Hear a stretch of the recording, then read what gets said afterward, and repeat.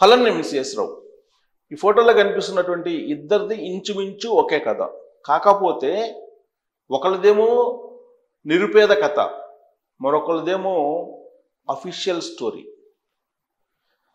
వీళ్ళిద్దరిది ఇంచుమించు ఒకటే పోరాటం, కానీ పడుతున్నటువంటి బాధలు మాత్రం ఒకటే. ఒకళ్ళేమో పేదరికంలో మగ్గిపోవటం, ఇంకొకళ్ళేమో అఫీషియల్స్ పై వాళ్ళని తట్టుకోలేక అఫీషియల్స్ని ఇంటి దగ్గర కూర్చోవాల్సిన పరిస్థితి. ఈవిడ పేరు వెంకాయమ్మ. ఈ వెంకాయమ్మ గురించి చెప్పాలంటే నిజమైనటువంటి తెలుగుదేశం పార్టీ, నిజమైనటువంటి తెలుగుదేశం కార్యకర్తలు అందరూ కూడా ఆవిడకి నమస్కరించాల్సిందే. కారణం ఏంటంటే దాదాపుగా 2 సంవత్సరాల క్రితం జగన్మోహన్ రెడ్డి గారు ప్రభుత్వం ఉన్నటువంటి రోజుల్లో ఎవ్వరూ ఆ రోజు ఉన్నటువంటి ప్రభుత్వం మీద నోరు తెరిచి మాట్లాడేటువంటి ధైర్యం కూడా చేయలేదు. ఎవరైనా ధైర్యం చేస్తే కేసులు పెట్టి అర్ధరాత్రి వేళ పోలీసుల్ని బెడ్రూమ్లోకి పంపించి తీసుకెళ్లి లోపల వేస్తున్నటువంటి రోజులు అవి. ఆ సమయంలో నువ్వు ఎట్టి పరిస్థితుల్లో గెలవు, కావాలంటే నాకున్నటువంటి ఎకరం పొలం పందెం కాస్తా అని చెప్పి సవాల్ చేసి సోషల్ మీడియాలో వైరల్ అయినటువంటి వెంకయ్యమ్మ గారు ఈవిడ. దాని ప్రతిఫలం ఏంటి? ఆ రోజున ఇమీడియట్గా ఆవిడకున్నటువంటి పెన్షన్ తీసేశారు, ఆవిడకున్నటువంటి ఎకరం పొలాన్ని ఆక్రమించేశారు, ఆవిడున్నటువంటి చిన్నపాటి గుడిసెలో ఉండేటువంటి ఇంటిని పక్కన చుట్టుపక్కల ఉండేటువంటి వాళ్ళు ఆక్యుపై చేసేటువంటి ప్రయత్నం చేశారు, ఆవిడ మీద కేసులు పెట్టారు. ఇన్ని రకాల బాధలు పెట్టినప్పటికీ కూడా జగన్మోహన్ రెడ్డి గారి ప్రభుత్వం మీద ఆ రోజున గళమెత్తి సవాల్ చేసి నిలబడినటువంటి నిరుపేద మహిళ.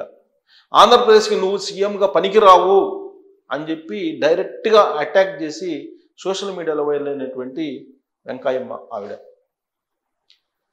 సీన్ కట్ చేస్తే 2024 ఎన్నికల్లో జగన్మోహన్ రెడ్డి గారు ఓడిపోయారు. మరి ఓడిపోయిన తర్వాత వెంకయ్యమ్మ గారికి ఇల్లు రావాలి, పెన్షన్ రావాలి, ఆవిడ కిడ్నీ ప్రాబ్లమ్స్తో ఉంటే డయాలసిస్ చేయించుకుంటున్నటువంటి ఆవిడకి ఆర్థిక సహాయం అందాలి, ఇవన్నీ జరగాలి. కానీ ప్రభుత్వం వచ్చిన తర్వాత ఆవిడ్ని ఎవరు గుర్తించుకోలేదు. ఆవిడే ఒక 3 నెలల తర్వాత ఎలాగోలా తెలుగుదేశం పార్టీ కార్యాలయానికి వచ్చి చంద్రబాబు నాయుడు గారిని కలవగలిగారు. చంద్రబాబు నాయుడు గారు వెంటనే స్పందించి ఆవిడకి పెన్షన్ ఏమున్నారు, తర్వాత ఆవిడ మీద ఉన్నటువంటి కేసులను పరిశీలించమన్నారు, తర్వాత ఆవిడకి ఇంటి స్కీమ్ కింద ఇల్లు కట్టి ఇచ్చమన్నారు, పక్కా గృహాల కింద, ఇవన్నీ చెప్పారు. ఆ రోజున ఎంఆర్ఓకి చెప్పమని చెప్పారు. సో ఎంఆర్ఓకి చెప్పారు చంద్రబాబు నాయుడు గారి దగ్గర ఉండేటువంటి వాళ్ళు. ఆ ఎంఆర్ఓ పట్టించుకోలేదు. దాంతో ఒకరోజు జోరు వర్షంలో సచివాలయానికి వెళ్ళారట ఆవిడ.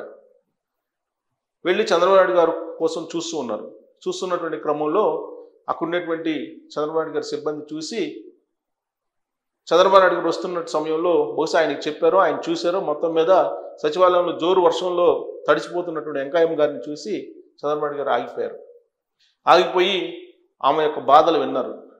ఇమీడియట్గా ఆవిడకి సహాయం చేయండి అని చెప్పి అక్కడ ఉండేటువంటి అధికారులకి పురమాయించారు.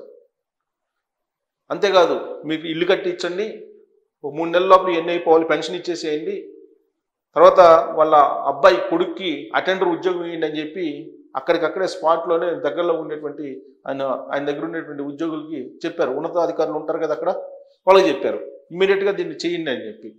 దాంతో వెంకయ్యమ్మ గారు ఇంకేముంది, నాకు చంద్రబాబు నాయుడు గారు అద్భుతంగా సహాయం చేశారు, నేను వచ్చాను, చంద్రబాబు నాయుడు గారు మానవీయ కోణంలో స్పందించారు, కాబట్టి నాకు కొడుకు ఉద్యోగం వస్తుంది, అలాగే నాకు ఇల్లు వస్తుంది, నాకు పెన్షన్ వస్తుంది అని అనుకున్నారు. ఆయన కలిసిన తర్వాత 3 నెలలకు కూడా అక్కడ ఉండేటువంటి అధికారులు ఆయన ఆదేశాలు అయితే ఇచ్చారు, కానీ అక్కడ ఉండే అధికారులు పట్టించుకోలేదు, పర్యవేక్షణ చేయలేదు. దాంతో ఈ విషయం లోకేష్ గారికి తెలిసింది. ఆ నోట ఈ నోట లోకేష్ గారికి తెలిసిందో, లేదంటే ఈవిడ పోయి కలిసిందో, మొత్తం మీద లోకేష్ గారికి తెలిసింది. లోకేష్ గారు ఇమీడియట్గా ఒక 50,000 రూపాయలు ఆర్థిక సహాయం ఆవిడకి చేసి ఆవిడకి ఇల్లు కట్టి పెట్టించేటువంటి కార్యక్రమం, అలాగే పెన్షన్ ఇచ్చేటువంటిది, ఆక్రమించినటువంటి గతంలో వైఎస్ఆర్ కాంగ్రెస్ పార్టీ ఆక్రమించినటువంటి ఆమె భూమిని మళ్ళా తిరిగి ఇప్పించాలని చెప్పేసి అధికారులకు ఆదేశాలు జారీ చేశారు. కానీ ఇప్పటికీ కూడా అధికారులు ఆవిడ భూమిని ఇప్పించకపోగా వైఎస్ఆర్ కాంగ్రెస్ పార్టీ వాళ్ళు వచ్చి ఆమె మీద కేసులు పెడితే అదనంగా కేసులు పెట్టారు. ఆ కేసులు కోసం ఇప్పుడు తిరుగుతుంది ఆవిడ. ఒకవైపు డయాలసిస్ చేసుకుంటూ, ఇంకొక వైపు వైఎస్ఆర్ కాంగ్రెస్ పార్టీ వాళ్ళు పెట్టినటువంటి కేసులు ఏవైతే ఉన్నాయో, ఇప్పుడు కూటమి ప్రభుత్వం వచ్చిన తర్వాత కూడా ఆవిడ మీద ఫిర్యాదులు చేశారు, కేసులు పెట్టించారు. దాంతో ఆ కేసులు నుంచి బయటపడటానికి తిరుగుతూ ఉన్నటువంటి దుస్థితి ఆవిడది. ఇందుకు ఇదంతా ఉన్న తర్వాత మీకు అర్థమైంది ఏంది? గుళ్ళో దేవుడు వరం ఇచ్చినా పూజారి వరం ఇవ్వరు అనేది ఒక సామెత. దేవుడు వరం ఇచ్చినా పూజారి వరం ఇవ్వట్లేదని ఇప్పుడు చంద్రబాబు నాయుడు గారు, లోకేష్ గారు చెప్పినా కానీ 16 నెలలు అయింది ఇవాళకి, ఆవిడకి ఇప్పటి వరకు కూడా న్యాయం జరగలేదని అంటే ఈ అధికార యంత్రాంగంలో ఉండేటువంటి వాళ్ళు ఏ విధంగా చంద్రబాబు నాయుడు గారు, లోకేష్ గారు ఆదేశాలని అనుసరిస్తున్నారు అనేది మీరు స్పష్టంగా అర్థం చేసుకోవచ్చు. ఒకటి. ఇక 2, ఇక్కడ కనిపిస్తున్న మరొక అఫీషియల్ ఆర్డీఓ ర్యాంక్ శ్రీలేఖ గారు.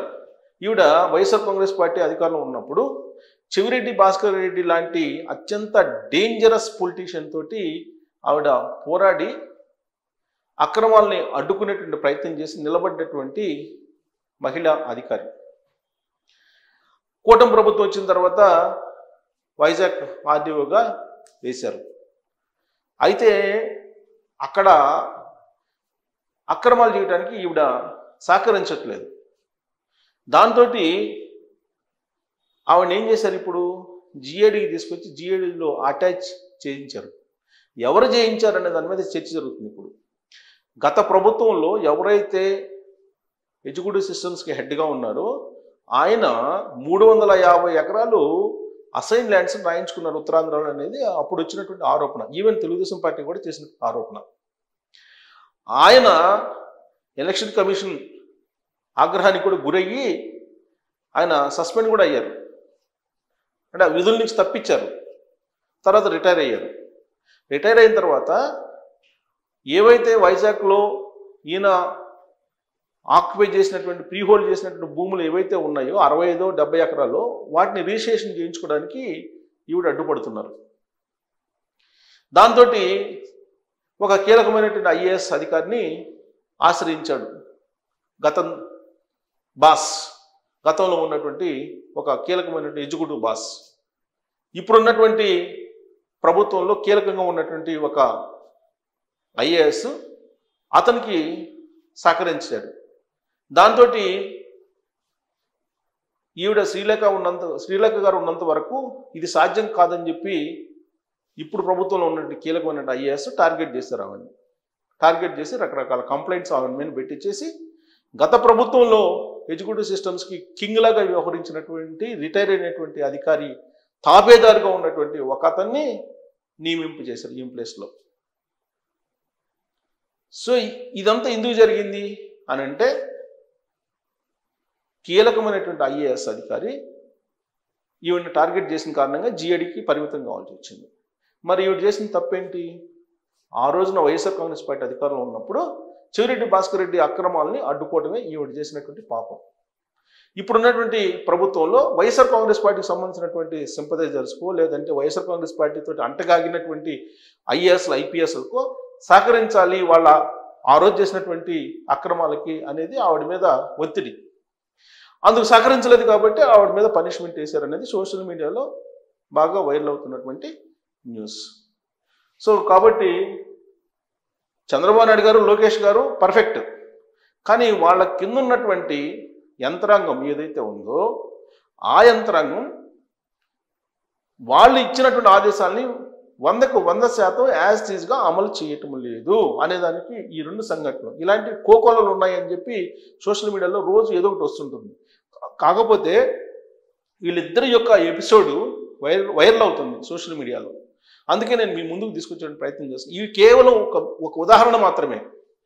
ఇలాంటి కేసులు అనేకం ఉన్నాయి రాష్ట్రంలో.